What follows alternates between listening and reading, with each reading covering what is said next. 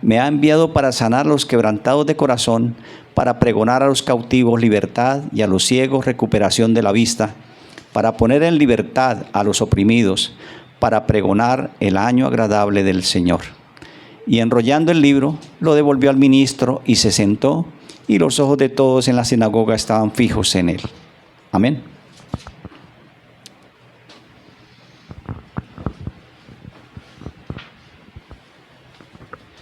Hoy vamos a hacer un resumen de el capítulo de la libertad y de la libertad cristiana y la libertad de conciencia.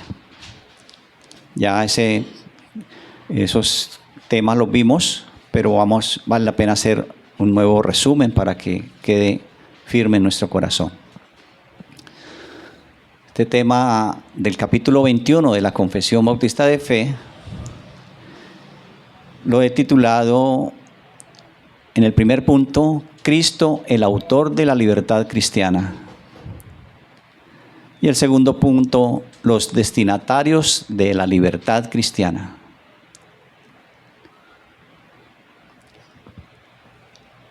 Entonces entendemos que lo que hemos estado viendo, que la base fundamental de la libertad cristiana es lo que hizo Cristo por nosotros en la cruz. Por eso esas libertades que nos dio nuestro Señor Jesucristo no son libertades superficiales. De hecho es un don glorioso porque Jesucristo sufrió y murió comprando esa libertad para nosotros los creyentes. Por lo tanto, es algo glorioso. Cristo hizo un pago total y completo de esa libertad cristiana que nos fue otorgada a los que creemos en Él. Entonces, cuando pensamos en la libertad cristiana, debemos pensar en la cruz. Ahí nos fue dada la libertad cristiana. Debemos pensar en Cristo pagando el precio de nuestra libertad y pagándolo con su propia sangre, con esa sangre preciosa de nuestro Dios. Entonces estas libertades no son libertades naturales o libertades políticas o de otro tipo, sino son libertades espirituales y espirituales celestiales. Con respecto a esto, cito a Lutero: esta libertad está muy por encima de todas las demás libertades exteriores, tan alta como lo está el cielo por encima de la tierra. Cierro la cita. Esa es la expresión de Lutero respecto a la referencia de esas libertades que nos dio nuestro Señor Jesucristo. Ahora, entonces, aprendiendo esto o recordando esto, tendremos que hacernos una pregunta. ¿De qué es que somos liberados? ¿Cuál fue esa libertad que nos dio nuestro Señor Jesucristo? Y voy a hacer una enumeración de esas libertades con unos versículos. Los que están tomando nota pueden tomar nota de cada versículo para que los veamos en nuestros hogares. Lo primero que podemos decir que hemos sido liberados fue de la culpa del pecado. Dios nos liberó de la culpa del pecado, nos dio libertad de la culpa del pecado. Apocalipsis 1:5. Como segundo lugar, también nos dio libertad de la ira condenatoria de Dios. Romanos 8:1-2. Y veamos que seguimos sumando esa libertad maravillosa que nos dio Dios. En el tercer lugar, del rigor y de la maldición de la ley. Romanos 7:6. Cuarto punto, y en ser librado de este presente siglo malo. Nos ha librado también de eso. Gálatas 1:4.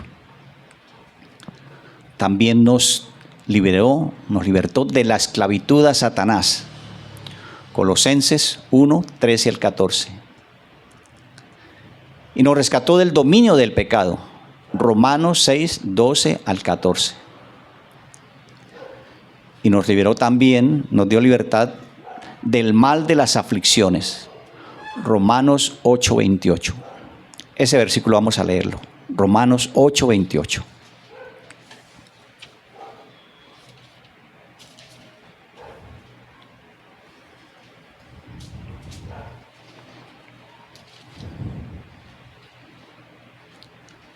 Dice la palabra de nuestro Dios, Romanos 8, 28.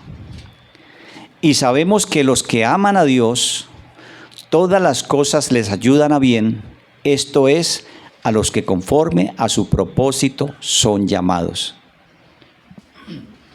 Entonces entendemos que el Señor, a través de este versículo, nos está diciendo que Él nos liberó del mal de las aflicciones. Pero tengamos claro respecto a esto, no somos liberados de las aflicciones propiamente, porque seguiremos teniendo aflicciones en nuestra vida, sino nos libró del mal de las aflicciones. Esto implica el ser liberados entonces de la influencia negativa, es decir, de la desesperación, la amargura y la destrucción que pueden surgir de las dificultades. Entonces mire lo maravilloso que es el Señor. Dice que nos libró del mal de las aflicciones porque las aflicciones van a continuar. En muchas situaciones de nuestra vida se nos van a presentar situaciones por la providencia de Dios para guiarnos, instruirnos, como lo vamos a ver más adelante. Pero Él nos liberó fue de esa influencia negativa, de no estar en amargura, en desesperación. Eso lo logró el Señor y es una libertad que tenemos de disfrutar de la paz a pesar de las circunstancias. Por eso el veneno de las aflicciones ha sido succionado, quitado por Dios y es reemplazado por el amor de Dios. Tenemos que tener claro eso también. Dios nos da la capacidad de encontrar esperanza y fortaleza en medio aún de ese dolor y esas aflicciones que podemos estar viviendo y no ser derrotados. No ser derrotados por esas aflicciones.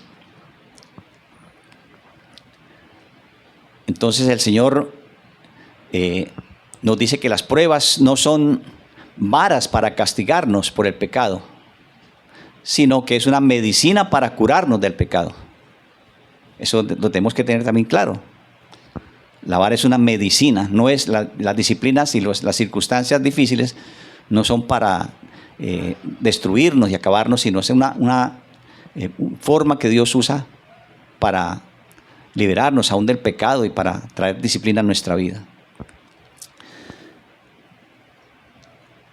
Eso lo dice en Hebreos 12:10, porque ellos nos disciplinaban por pocos días como les parecía, nuestros padres, pero Él nos disciplina para nuestro bien, para que participemos de su santidad. Mire lo maravilloso que es entender que la disciplina muchas veces llega a nuestra vida, las circunstancias difíciles, las situaciones complicadas pueden ser producto de la disciplina de nuestro Dios, pero para que seamos aún restaurados más adelante y entendiendo que el pecado no es conveniente mantenerlo en nuestra vida. Otro punto y sería el octavo punto respecto a lo que hemos recibido de parte de Dios y la liberación que hemos tenido es del temor a la muerte y del aguijón a la muerte. También nos libró eso, del temor a la muerte. Un creyente es cierto que produce algo en el alma con respecto a la muerte, pero sabemos que esa muerte fue vencida porque tendremos resurrección. Hebreos 2, 14 al 15, es ese aspecto del temor a la muerte. También nos dio la victoria del sepulcro. Primera de Corintios 15, 54, 57. También resucitaremos, así como lo hizo el Señor Jesucristo, siendo la primicia de la resurrección, nosotros lo haremos también y seremos glorificados por nuestro Dios. Entonces, en este aspecto de que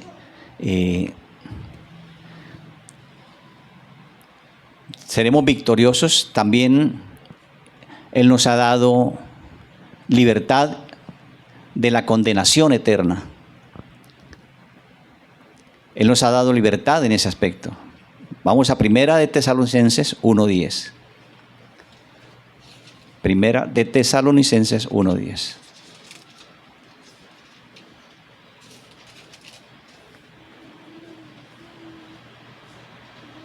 Dice la palabra de nuestro Dios: y a esperar a su Hijo de los cielos, a quien levantó de los muertos, y a Jesús, a quien nos libra de la ira venidera.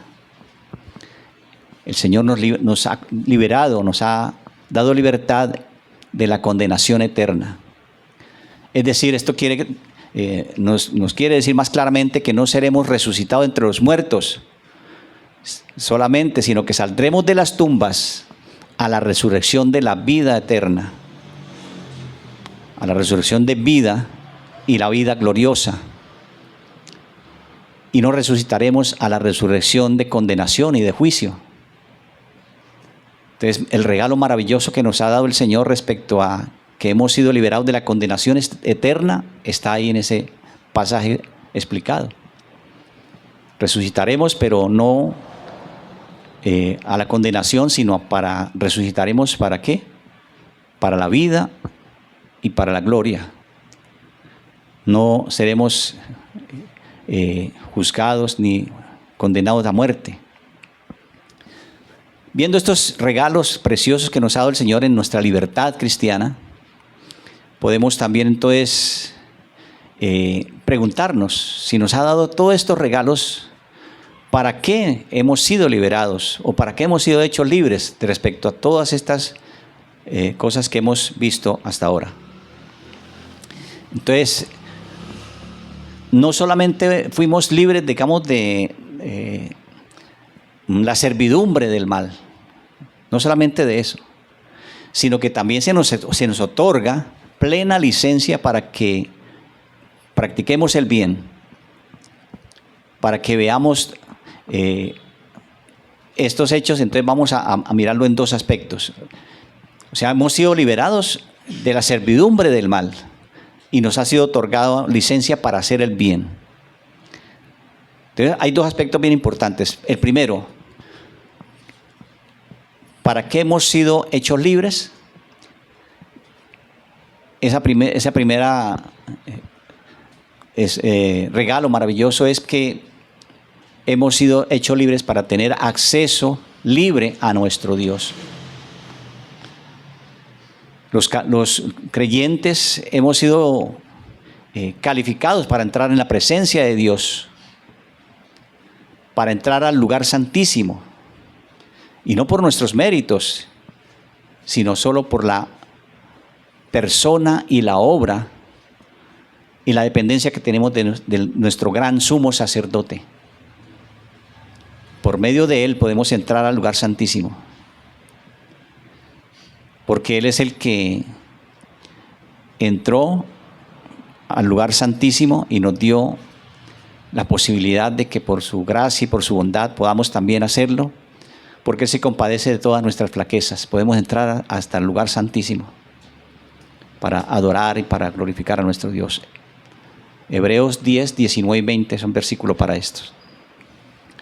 Hay un segundo aspecto que es por el cual hemos sido librados o hechos libres, y es rendirle obediencia a Él. Si hemos sido libres, entonces tenemos que rendirle obediencia a nuestro Dios. Y no por un temor, digamos, servil o de amenaza, no por un temor así, sino por un amor filial y por una mente dispuesta para servirle a Él. Vamos a Lucas capítulo 1, que nos habla respecto a esto. Lucas capítulo 1.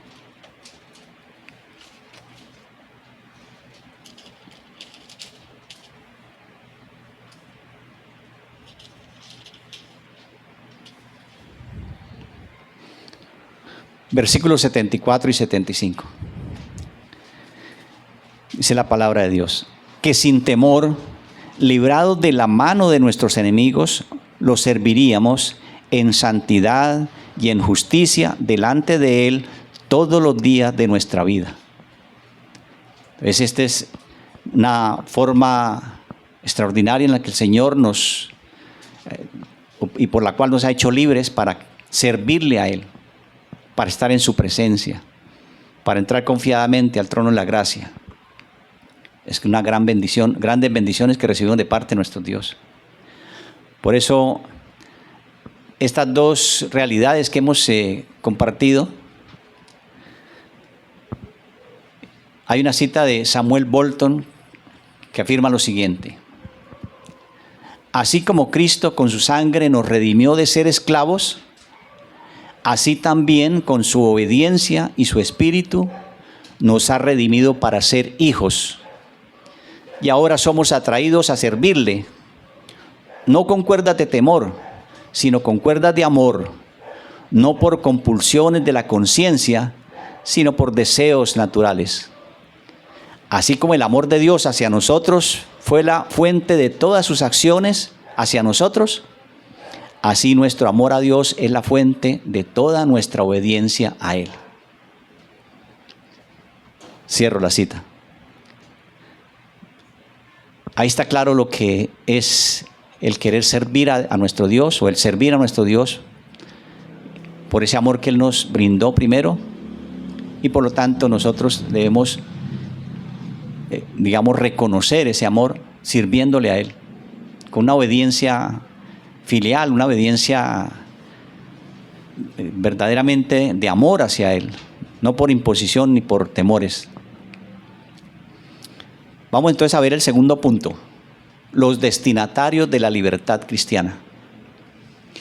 Entonces, todos los creyentes a lo largo de la historia de la humanidad han recibido, de manera general, esa libertad cristiana.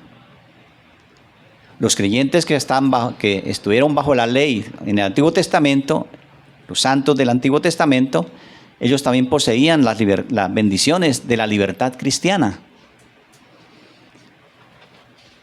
Veamos en el Salmo 19, 7 al 9, lo que nos dice referente a esto. Salmo 19.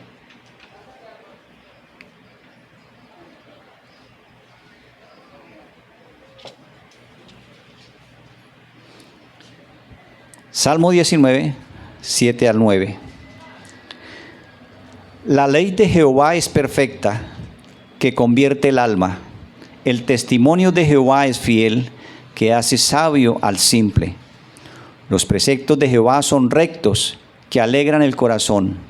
El mandamiento de Jehová es puro, que alumbra los ojos. El temor de Jehová es limpio, que permanece para siempre. Los juicios de Jehová son verdad, todos justos. Aquí en estas expresiones del Antiguo Testamento vemos que el hombre también disfrutaba de esa libertad libertad de parte de Dios. Pero ahora, los creyentes, los que somos creyentes del Nuevo Testamento, recibimos esa libertad de una manera especial.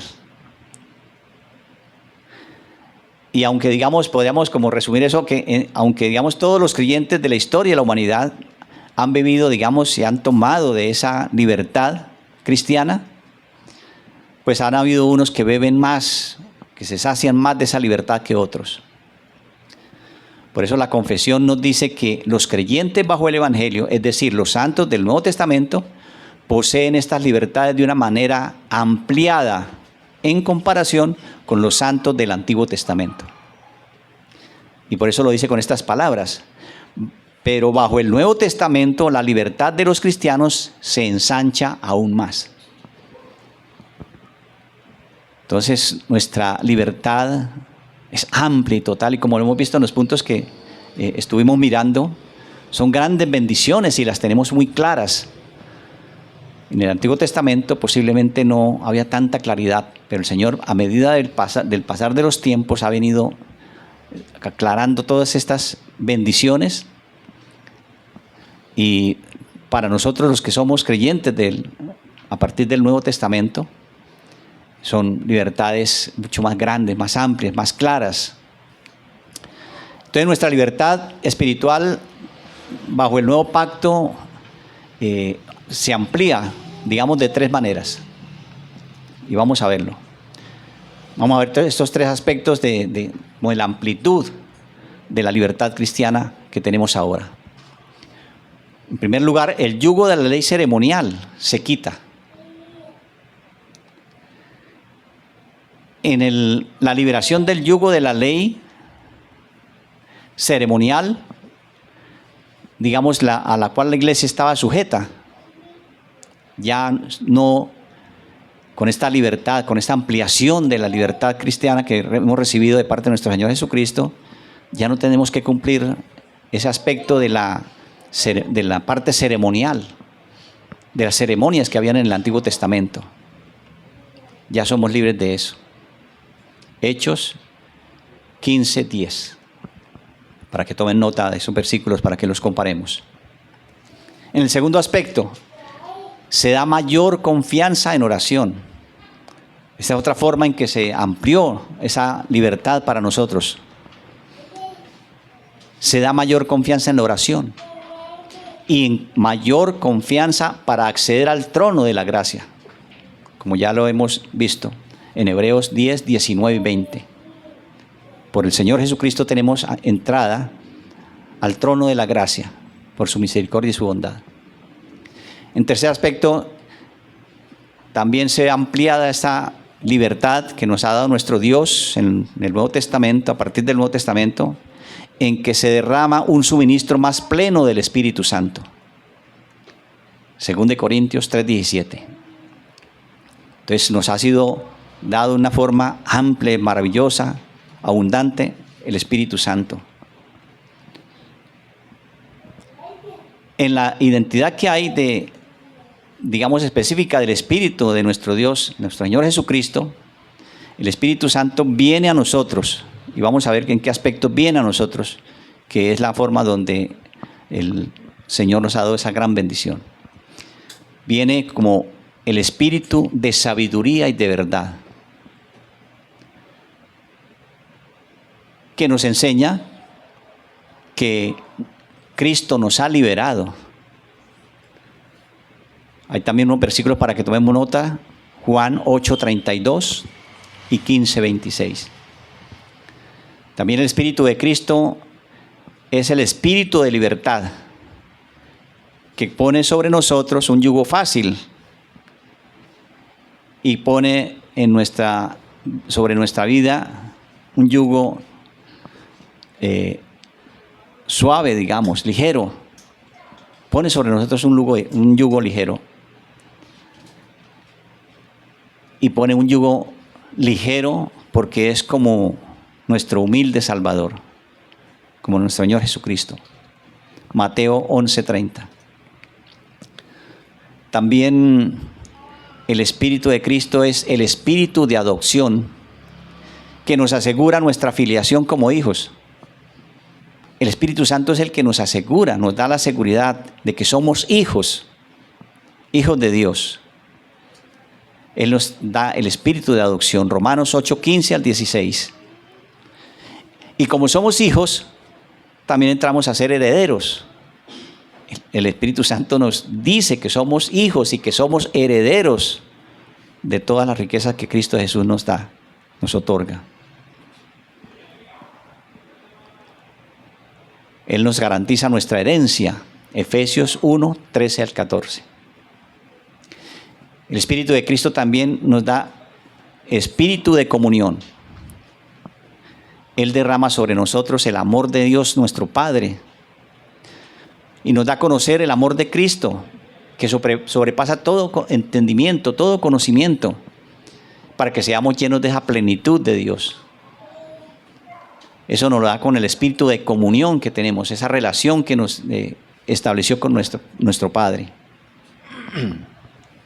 También el Espíritu Santo, el Espíritu de Cristo nos da espíritu de oración. Nos enseña cómo orar. Nos enseña, aún estando en la oración, nos enseña cómo pedir. El Espíritu Santo nos enseña, nos ayuda para que tengamos una oración verdaderamente espiritual y que llegue a los oídos de nuestro Dios. Romanos 8, 26 al 27. El Espíritu de Cristo también es espíritu de poder que nos fortalece para vencer y mortificar nuestros pecados. Como vemos, la dotación que nos ha dado nuestro Dios a través del Espíritu Santo es amplia, maravillosa. En este aspecto que nos ayuda a vencer y a mortificar nuestro pecado, Él nos santifica. Él nos ayuda a crecer para alcanzar la estatura de nuestro Señor Jesucristo. Romanos 8:13 nos habla de ese espíritu de poder. Y también nos da el espíritu de gracia. Y ese espíritu de gracia, el espíritu de Cristo actuando en nuestra vida, obra en nosotros con efectos fructíferos que vigorizan nuestra alma y bendicen a los demás. El espíritu de gracia es el espíritu que da y produce en el creyente fruto y mucho fruto, fruto abundante. Gálatas 5, 22 y 23. Ya tenemos claro entonces todos los regalos maravillosos que vienen de parte de Dios a través de la libertad que nos ha dado. Todos los beneficios que recibimos de Él. Ahora vamos a ver lo que significa la libertad de conciencia, que también es parte de este capítulo 21. La libertad de conciencia es una bendición que viene de la libertad. El hecho de tener libertad de conciencia es una bendición que nos ha sido dada con la libertad que nos ha dado el Señor Jesucristo en esa libertad cristiana que nos ofreció. Esa libertad de conciencia es consecuencia y resultado de la libertad que Cristo ha comprado para nosotros los creyentes bajo el Evangelio. Esa es la libertad de conciencia que hemos recibido. Especialmente esta libertad tiene que ver con la libertad que tenemos respecto de opiniones, convicciones, tradiciones y mandamientos de los hombres. El Señor nos ha dado libertad para estos aspectos. Y nos da libertad porque solo el Señor, solo Dios, nuestro Señor, es el Dios de la conciencia. Por eso podemos tener muchos amos, muchas personas que producen influencia en nuestra vida. Pero la Biblia es clara cuando nos dice que tenemos un solo amo de nuestra alma. Y ese amo es Dios. Santiago 4:12 nos explica este aspecto. Ahora, algo más importante también, por la obra de Cristo, nuestras conciencias han sido liberadas de someterse. Miren lo importante que es este aspecto. La obra que hizo Cristo de darnos libertad, hemos sido liberados de someternos servilmente a las doctrinas y mandamientos de los hombres. Esa es la verdadera libertad cristiana. El no someternos servilmente a esos mandamientos, a esas doctrinas que son producto del pensamiento de los hombres. Es decir, todo aquello que dicen que debemos creer y cosas que debemos obedecer. Y cosas que son en contra de la palabra de Dios o que no se encuentran en la palabra de Dios. El Señor nos ha dado libertad para tener claro qué es lo que es cierto y verdadero, que está en la palabra de Dios y que es la que nos afirma. Y si recibimos invitación a que hagamos cosas fuera de la palabra de nuestro Dios, somos libres para decir no vamos a hacer, no vamos a servir a estas órdenes que nos están dando. Por eso cuando se trata, digamos, de los asuntos de religión, digamos, todas las enseñanzas antibíblicas y extrabíblicas que digamos son producidas por los hombres, no deben ser obedecidas. No deben ser obedecidas. Y podríamos poner ejemplos pequeños y sencillos.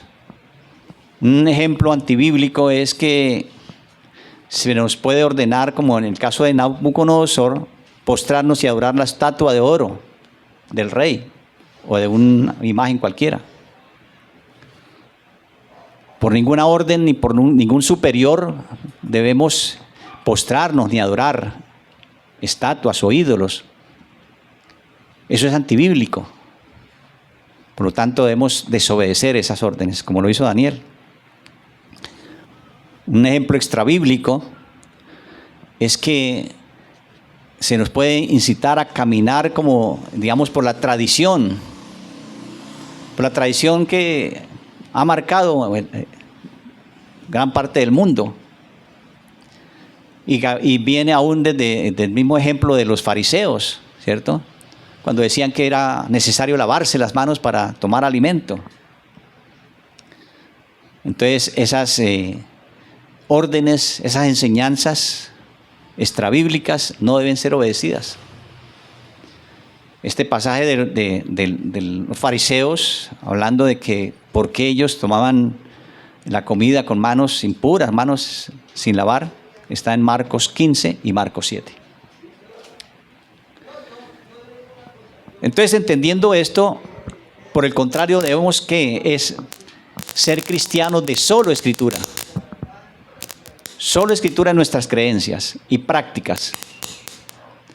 Por eso debemos llevar cautivo todo pensamiento, no para obedecer las falibles palabras de los hombres, sino para obedecer la infalible palabra de Dios, la palabra de Cristo.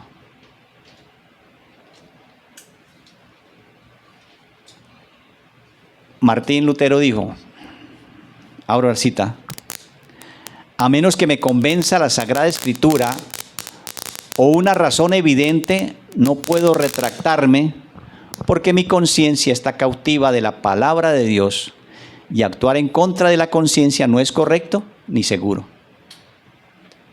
Es decir, en esencia lo que él quiso decir es, estoy sometido a las Escrituras, por eso no puedo retractarme. Yo cumplo lo que dice la palabra de Dios y lo que dicen las tradiciones y lo que están enseñando en otros aspectos. No puedo aceptar eso. No lo puedo aceptar. Ahora vemos que hay también dos errores que amenazan con destruir, con erosionar, con causar daño a la libertad cristiana. El primero de esos aspectos es el legalismo. Y el legalismo es el que nos lleva a servir a los hombres. Y el segundo es el antinomianismo, que nos lleva a servir al pecado. Son dos extremos y totalmente malos, negativos, pecaminosos. Entonces, el legalismo, por ejemplo, puede significar diferentes cosas. Por ejemplo, puede ser, digamos, un tipo de legalismo que puede venir de las autoridades que exigen a los que están bajo sus órdenes y bajo sus cargos, que crean, digamos, doctrinas y que obedezcan mandamientos supuestamente de parte de Dios, pero que no están contenidos en la palabra de Dios. Entonces ellos a la palabra de Dios le pueden agregar cosas que supuestamente son buenas y que pretenden ser de bendición para la vida del creyente, pero si están fuera de la palabra de Dios, eso es legalismo. Entonces, por ejemplo, estas, digamos, cosas que se añaden o que se anexan a la Biblia pueden ser, digamos, como tradiciones y frases que se expresan así mostrando el legalismo esto es lo que siempre hemos hecho. Lo hacemos porque esto es lo que siempre hemos hecho y hay que hacerlo y hay que seguirlo haciendo porque esto es lo que hemos hecho. O sugerencias como, quiero que hagas esto, ¿cierto? Como una orden, quiero que hagas esto porque eso viene de Dios. No. O mandamientos ya más fuertes que es, usted debe hacer esto, deben hacer esto, dando una orden. Y aún mucho más al extremo, digamos, de ese legalismo es declaraciones proféticas. ¿sí? Cuando habla y dicen, el Señor me dice que debes hacer esto, ¿cierto? Cuando esos falsos profetas que dicen, por ejemplo, hermana, usted tiene que casarse con el hermano tal, ¿cierto? Porque el Señor me lo ha dicho. Y entonces todas esas declaraciones proféticas tienen que ser rechazadas porque es legalismo. Entonces, si seguimos, por ejemplo, esas autoridades o esos líderes o esos falsos pastores o falsos líderes, los seguimos por conciencia, digamos, con una fe implícita y una obediencia ciega. Es decir, si creemos que en las cosas que el hombre enseña sin tener un conocimiento bíblico, un conocimiento detallado o explícito de los aspectos que nos enseñan, y si no acudimos a la analogía de la Escritura, entonces estamos traicionando y destruyendo la libertad que Cristo nos ha dado. Tenemos que acudir a la palabra de nuestro Dios para tener certeza de que lo que se nos está guiando a hacer es bíblico y es de parte de Dios. Por eso, Cristo que nos ha comprado y no podemos vivir esclavizados a imposiciones arbitrarias y antibíblicas que dan los hombres. No podemos hacerlo porque Cristo nos ha dado libertad en ese aspecto de la conciencia. Entonces mucha gente piensa que la esencia del cristianismo es seguir, digamos, las reglas correctas, porque sí hay que seguir reglas, pero que son extrabíblicas. Entonces hay ejemplos que, digamos, como directrices, digamos, que pueden ser equivocadas o son equivocadas. Por ejemplo, en la Biblia no nos dice que podemos jugar a las cartas, ¿cierto? En una distracción que podemos tener. O no nos dice que tomar una copa de vino en una celebración no podemos hacerlo, no.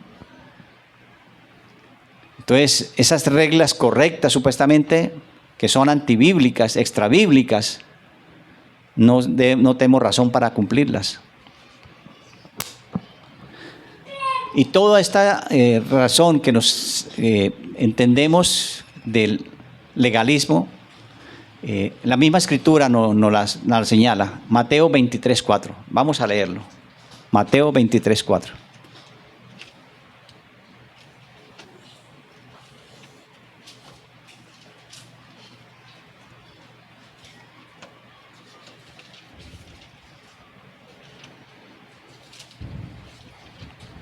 Mateo 23:4.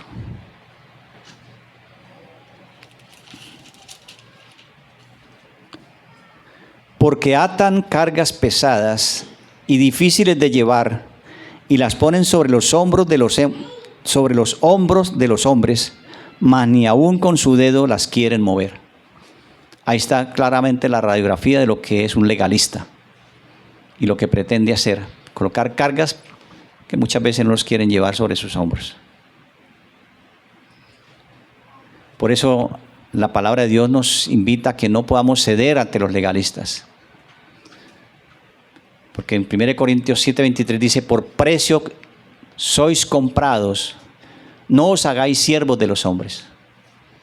Está claro que el precio de la libertad cristiana la pagó nuestro Señor Jesucristo y por lo tanto no podemos hacernos esclavos de los hombres con ideas o con cosas que no son bíblicas.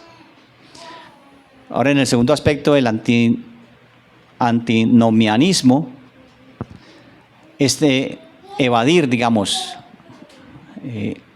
o añadir a la palabra de los como los legalistas, o que se oponen totalmente a lo que es la palabra de Dios. En el caso de los legalistas, pues añaden cosas y quieren como acrecentar con ideas de ellos. En este caso le quieren disminuir, le quieren quitar a la palabra de nuestro Dios. Y quieren acomodarla a la manera que piensan y que actúan. Están en contra de lo que está escrito en la palabra de nuestro Dios.